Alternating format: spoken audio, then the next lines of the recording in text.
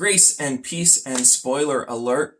My name's Ryan and I'm the movie pastor. I use a movie pass to watch movies with my friends and my wife, and I think theologically about them. I think about them as a text, and I'm trying to interpret the text. We interpret lots of texts in the Bible.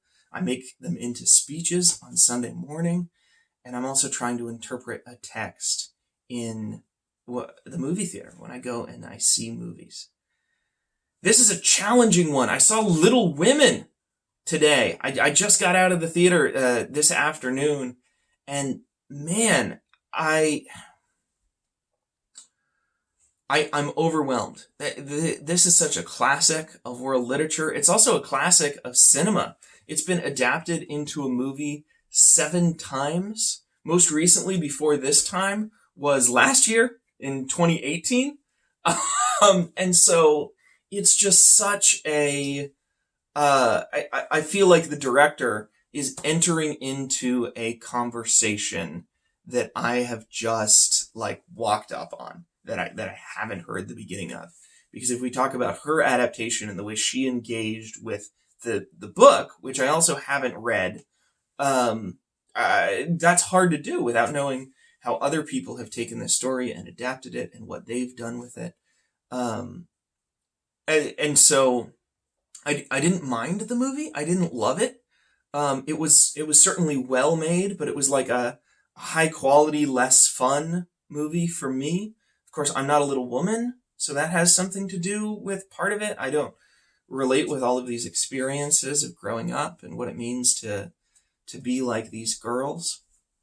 Still, I found myself when I'm confused or bored in a movie, I think about what video I'm gonna make. I think about, okay, well, what are the messages being said? What's this movie about? What's the thesis of this movie? I don't think this movie really had one. Even the things it's about, it's not really about. Even the stories about hey, this is an idealized slice of life about young adulthood for women in the Civil War and post-Civil War era. No, it's not. Like the movie's not about so you should want to live on a farm in Philadelphia. That's just not what it's trying to do. It's just here's a story. This is a story. You can have it. It's good. It's well written. There it is. Well, what does the story mean? What is the story for? It's a story here, but it's a classic. And it's enjoyable. I watch it and I know I'm liking it. I know that the characters are real. They're fully realized. They're interesting. But what are they saying? They're not. They're living. They're just experiencing life. It leads me to some interesting questions about what makes a thing a classic. I think often it's because we relate, because it rings true to us. It seems like real life.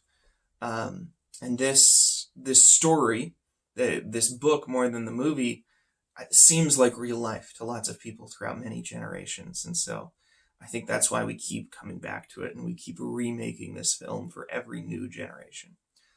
There is one piece of conversation I want to have about this latest generation, the way it's been depicted in front of me. And again, I don't feel qualified for this conversation. I would love to have a conversation partner. If you've seen the movie too, I'd invite you to come on video. We'll talk about it together. But the director chose this time to make Joe's writing. It's my understanding that in the book, Joe didn't write a book called Little Women. Little Women was by Louisa May Alcott. Joe was a semi-autobiographical character, but not the author of another Little Women by Joe March inside the book. That's just a thing that happened in the movie. Correct me if I'm wrong. Please send me a comment. That's interesting. We got text within a text stuff. That's a lot like Man in the High Castle, right? Philip K. Dick, as he was starting to go crazy and genius, did text within a text stuff. And in the story, Joe goes to a publisher and the publisher says, hey, I'm a misogynist. You've got to change certain things about this to satisfy my misogyny. And Joe says, yeah, okay, I'll do that because I need money.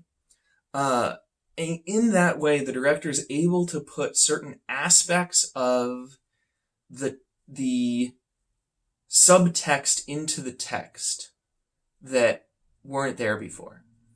It used to be that Louisa May Alcott had the story that was in the book, and she also wrote letters, and the letters were over here, and you could read the letters and you could hear more of the background about what inspired Louisa May Alcott to do certain things in Little Women and how she felt about certain aspects of Little Women.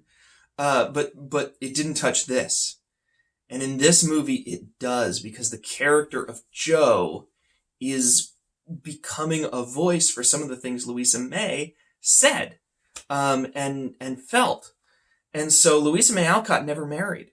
She lived her whole life as a spinster, and she said, I wish Jo never married. I wish Jo had remained a literary spinster.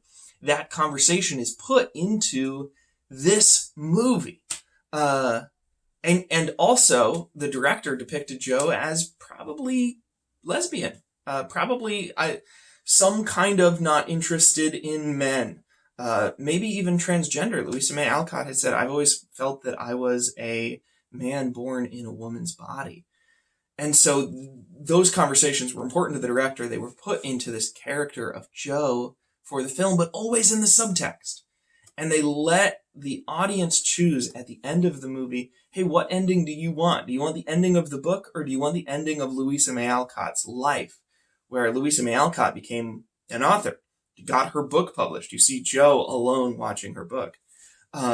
Or do you want Jo with her family, happy, raising kids, teaching at a school? Those are options available for you.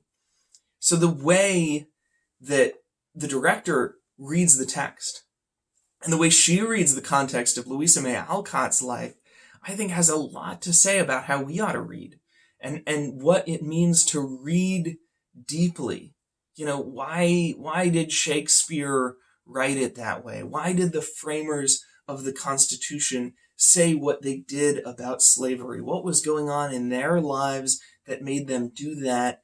And how do we untangle those lives from the text? It really speaks against literalism to me.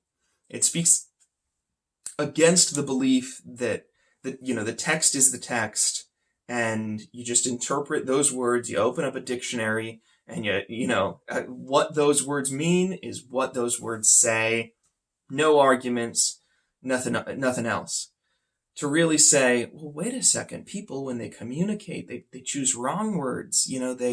There's nuance and there's implication and experience factors into it. And sometimes by the time things get into publication, they're redacted and they're changed, and there's demands that family and finances put on people's lives. That is all part of the work. That all influences how we're going to read it.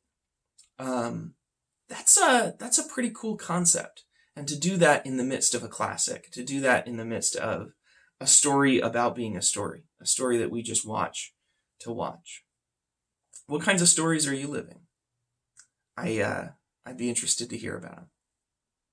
And when in scenes of glory I sing the new song, 'twill be